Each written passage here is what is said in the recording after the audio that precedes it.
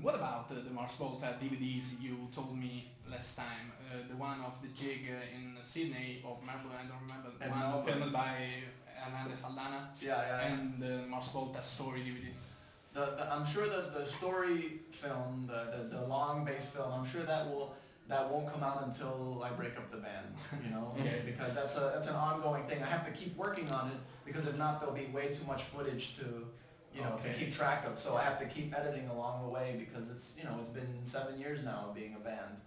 The concert in Melbourne, I hope to put out at the end of this year. Oh, So okay. yeah. The Mars Volta story DVD is a sort of always It's progress, work in yeah, progress because it's DVD. happening, Yeah. right? It's always happening, so it's like.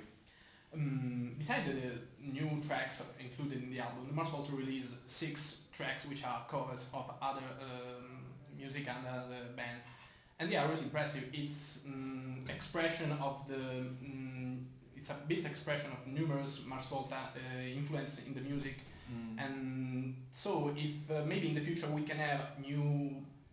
Of course, it's nothing planned by you. I guess it's also expression of the new feeling you have in the band since maybe there's Thomas, so a new way to write, new way to feel.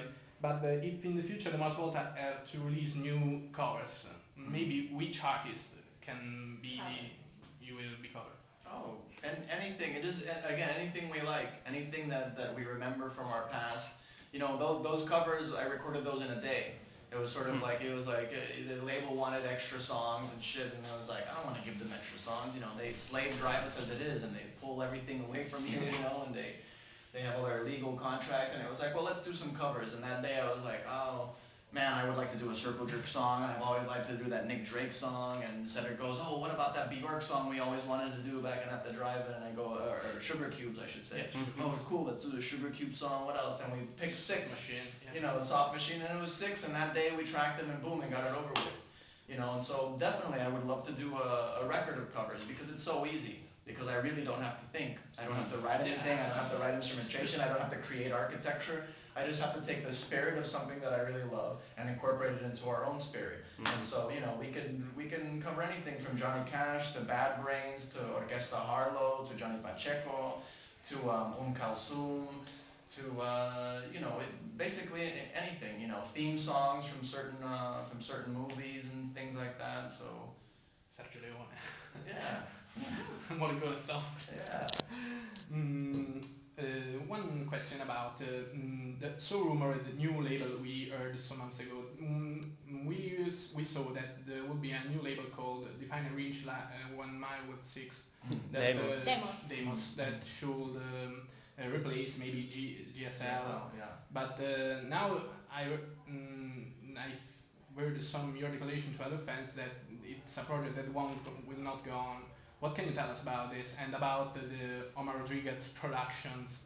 We saw the logo for the first time on the yeah. Basically, I've tried to how would you say it? I've tried to make everything into one because I'm doing everything at the same time, and I always have many projects in various stages of production, whether it's records or movies or this DVD or you know videos and stuff. With the way that everything's going and I just don't see a reason to have just a label. Like a label to me now just seems so, it seems a small scope of what it is that I want to do, you know, and so Demos was sort of, you know, when we decided to close GSL and do something new that was a label, Demos was supposed to be the new thing that was going to get us to the new place. But then, you know, I decided to go in a different direction and I broke off my partnership just on a business level with Sonny K, who we were doing GSL with. And you know, he still does artworks for my for my records and things like that, and we worked on my film and Rodriguez-Lopez Productions is just you know, it's a stamp I can do that I can put on everything that I make. And so it's the idea that if you do a record label, then people think only, okay, record label, records, CDs. I'm not interested in this. I'm interested in vinyl, CDs, films, DVDs, books, you know, photographs, everything and everything. And if I want to have a gigantic party that's all about eating the best food you can imagine, then I want to put Rodriguez-Lopez production in and we all go and we eat food for 2 days. Yeah. I could imagine something like this you just said, because the first time I heard about Omar Rodriguez Productions was about your movie's Sentimental Engine Slayer. Do you want to talk about this? Since last time I asked you if you could, if you wanted to to direct a movie. And Yeah, no, Sentimental Engine Slayer is my third feature film. I haven't done anything, and people always ask me, well, what about Manual Dexterity, and what about the second film, and are you going to put out Sentimental Engine Slayer? And all I could say is that I'm not in a rush to get anywhere. Like, I'm not like when I make these projects, other interviewers, they say, oh, well, you put out 9 solo records, and that's more than Mars Volta and At the Drive-In put together. What are you trying to prove? What are you trying to do? Why so many? And it's not a question of so many or so little. I just do what I want when I want to do it. So if I feel like putting out a record, I go, oh, that would be nice. But I don't make records. Can we wrap this up? Get out. I don't make records just to put them out. You know, I don't do things for an end result. I don't put them out because I think, oh, people will like this and they'll think this is, and I'll be great. I make records and movies because I love the process. I love working with people. I love using people as instruments, and I love playing instruments. And so the films, for example, I don't put them out because I don't feel like it, because I made them for me. And you know, and maybe Sentimental I will put out, maybe I won't. And there's another one that I'm doing right now called El Divino Influjo de los Secretos, the Divine Influence of Secrets. Yeah, and that's the one I'm currently filming, which I started in Juarez, Mexico, and I filmed there for 2 weeks, and now I filmed the ending here in Hamburg, Germany. After this tour, I'll be in Hamburg, Germany, working for another 2 weeks. And you know, and this film I really, really love, and I feel like this is the film that I'll put out for the first time, just because I'm there now. But same thing with music, I didn't put out everything, you know, I made a good 10 records before we put anything out, you know, and so I think it's funny, this question is, you know, why haven't you put this out, and aren't you going to put this out, and you know, and I understand the curiosity. I guess I just want people to understand that it's not about the end result, it's about the process and having fun doing it, and some things should be just for me.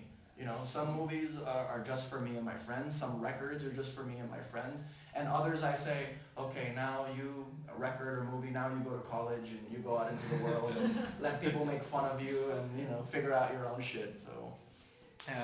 So I guess in this way you talk about the way of putting or not putting your own out, whatever you want, can be also linked by with the videos released for new Mars Volta album, which were funny and strictly and made, and you know, they look that the band had fun, and as I told you, the new feeling, maybe you think since Thomas is in the band and you feel a bit free. Relief. Yeah, it's like I said before, it's like if you have a girlfriend with you that doesn't like your jokes, doesn't like the way you dress, doesn't like your friends, doesn't like your music, but she's with you, you know, you're miserable and you're together and you don't even know why, and finally you get rid of her and you go, God damn, that was horrible.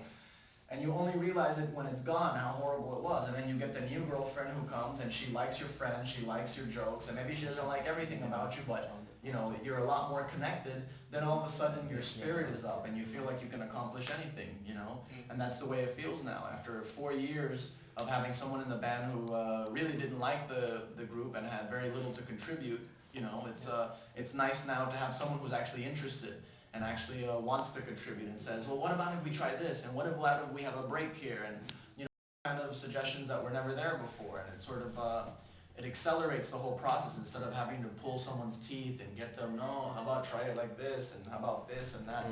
You know, and it's not, I don't have to work as hard, you know, and I just feel inspired.